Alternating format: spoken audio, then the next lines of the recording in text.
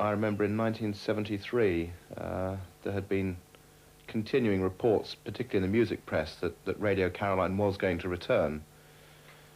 And sure enough, in 1973, quite early in the year, I seem to remember, it did return under the guise of becoming a offshore radio museum. It had fooled the authorities in Holland, and in darkness, I think they slipped anchor, and this ship, which had been sitting on the bottom of the harbour at some point, started broadcasting.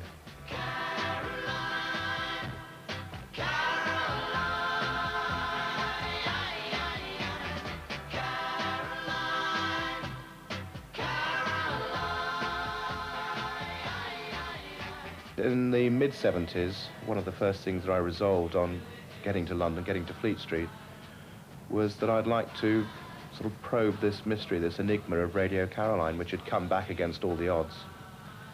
I'd assume that in order to get to Radio Caroline, to do anything on the ship, I also had to get to Ronan O'Reilly. So the curious thing was, here I was in Fleet Street, working for the London Evening Standard with its wealth of cuttings and a huge contacts book, but nowhere could I find anything that would lead me to Ronan O'Reilly.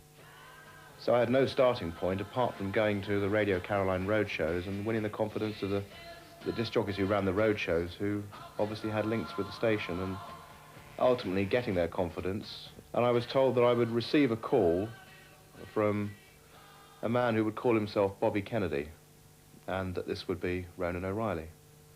And the curious thing was, having got him on the phone, and it having taken so long to get to this stage, I then couldn't get him off the phone.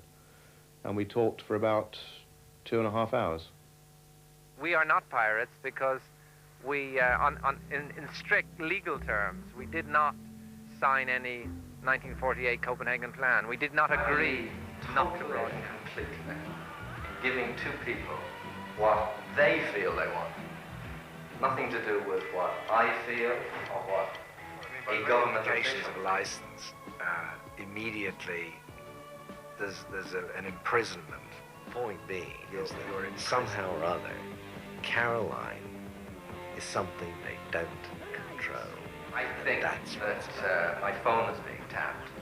Everybody seems to tend to, a lot of the time, get into a particular ship or non-ship. But I mean, we're sorry to tell you that due to the severe weather conditions and also to the fact that we're shoving quite a lot of water, we're closing down, and the crew are at this stage leaving the ship. Obviously, we hope there's an awful lot of the intrigue and drama and excitement. I mean, for me, I like living dangerously. So the BBC World Service is one of the larger pirates, because, I mean, there are an enormous number of countries that do not wish their broadcast to be received. There is some twisted and bitter thing that exists within the establishment machine. They hold the vendetta.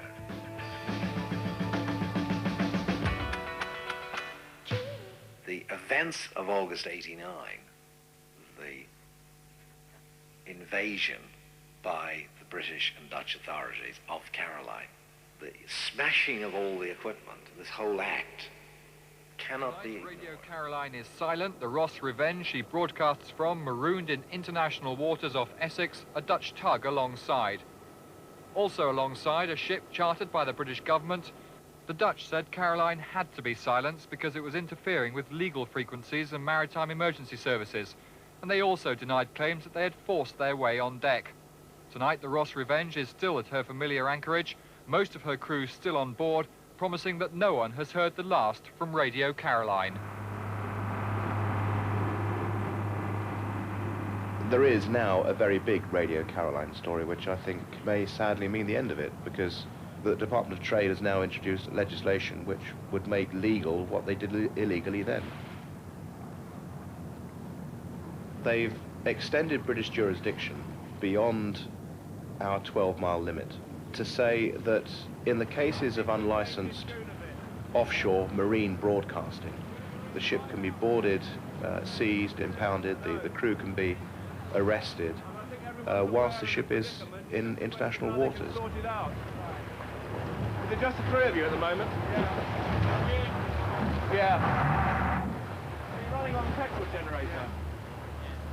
Does that mean The amendments to the 67 Act have created an offence, the enforcement of which is virtually unprecedented.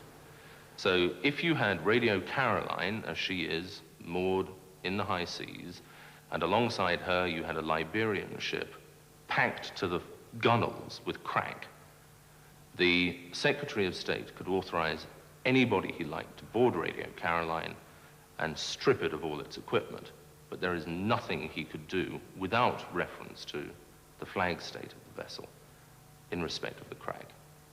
So one might say that Caroline has become establishment enemy #1.